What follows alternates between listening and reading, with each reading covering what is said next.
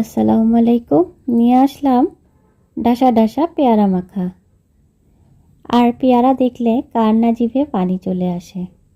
আমার তো ছোটবেলা থেকে পেয়ারা খুব পছন্দের একটি ফল। আর পেয়ারা দেখলেই তো লোভ সামলাতে পারি না।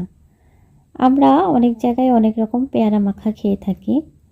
আজকে আমি বাড়িতেই এই পেয়ারাটা কিভাবে মাখাই সেটাই নিয়ে আসলাম।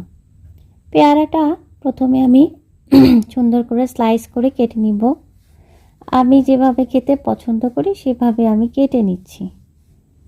আপনাদেরকেও বলছি, আপনারা যেমন খাবেন ওইভাবেই কেটে নেবেন। আপনাদের ইচ্ছা অনুযায়ী কেটে নিয়ে খাবেন।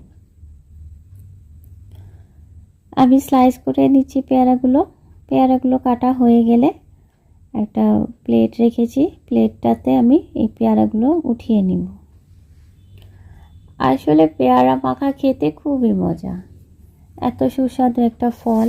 এখন 12 মাসই সব জায়গায় পাওয়া যায় বাজারে, আর অনেকের গাছেও হয়ে থাকে, বাগানের ফলও হয়ে থাকে। যাই হোক, আমার পেয়ারাগুলো কাটা হয়ে গেল। এখন আমি পেয়ারার মধ্যে প্রথমে সাধারণ যে লবণ খাই সেই লবণটা দিয়ে দিব। লবণটা ছিটিয়ে দেওয়ার পরে সামান্য পরিমাণে বিট লবণও দিয়ে দিব, 1/4 চা চামচ। বেশি দিব না, কারণ অল্প ফল আবার তিতা হয়ে যেতে পারে। অল্প অল্প করেই দিব। এরপর বাড়িতে কাসুন্দি ছিল, সেই কাসুন্দি দিয়ে দিলাম 1 চা চামচ।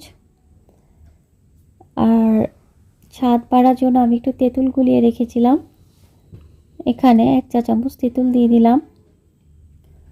তেঁতুলটা দেওয়ার পরে ভালো করে একটু চিলি ফ্লেক্স দিয়ে দিলাম, দিয়ে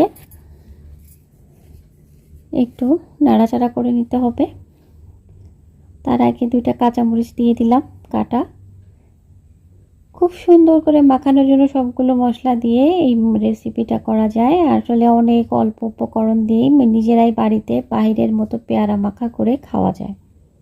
এগুলো দিয়ে আমি ভালো করে নাড়াচাড়া করে নিলাম এবং ভালো করে মিক্সড করে নিলাম যেন পেয়ারা মাখাটা অনেক স্বাদ লাগে।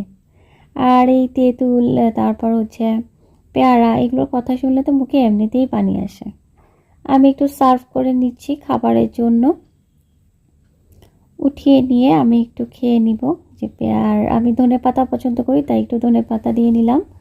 বাড়ির অন্যান্য সদস্যরা ধনেপাতা খায় না। যাই হোক, অনেক মজা হয়েছে, খুবই সুস্বাদু। তোমরাও বাসায় ট্রাই করবে এই পেয়ারা মাখা।